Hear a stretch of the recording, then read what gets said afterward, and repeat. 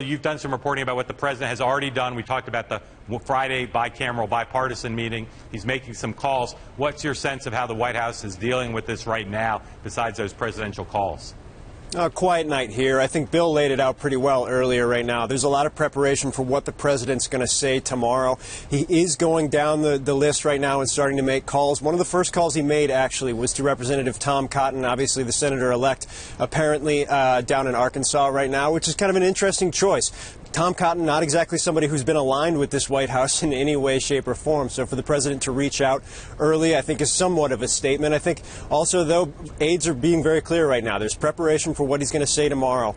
Where there are possible areas that the White House could try and find some types of compromise with Republicans, but also trying to underscore, Mark, that the White House is not just going to buckle. They're not going to kind of fade into lame duckness. They want to be active going forward. I think you're going to hear the president try and set that tone tomorrow. Phil, have they already announced an event? Does he have something on his schedule where he's expected to comment, or is there going to be a press conference? What do you know about that?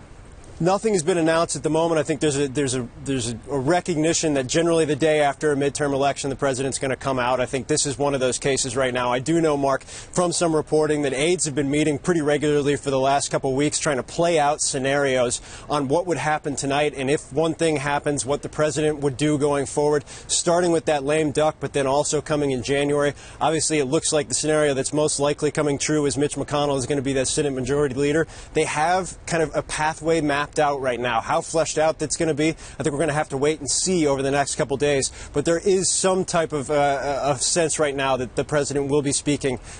We'll get some type of statement tomorrow. Phil, do you have any sense over the last 72 hours whether the White House was pretty much braced for the worst for the kind of night this is turning into, or were they still kind of clinging to various hopeful scenarios for how Democrats might hold on to control the Senate?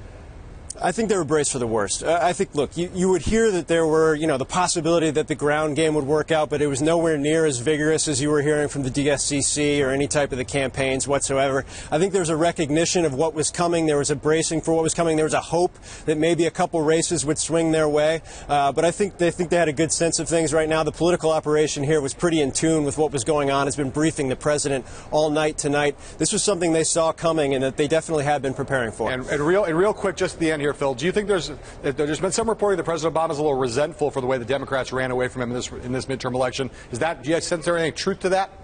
I think so. Yeah, look, Josh, and Nina made a good point earlier about what Josh was trying to do at the press conference today, at the press briefing today. He wasn't trying to throw candidates under the bus. But look, the president, they were using his organization on the ground. They were using him for tens of millions of dollars. They were using him to make quiet robocalls. I think there's a sense, if not necessarily in the Oval Office, certainly with his tight team of advisors that have been with him since 2007, that they're kind of getting thrown under the bus right now. And look, nobody appreciates that, particularly because I don't think a lot of people over here were thrilled with some of the races that were run pretty much over the last 6 to 8 months.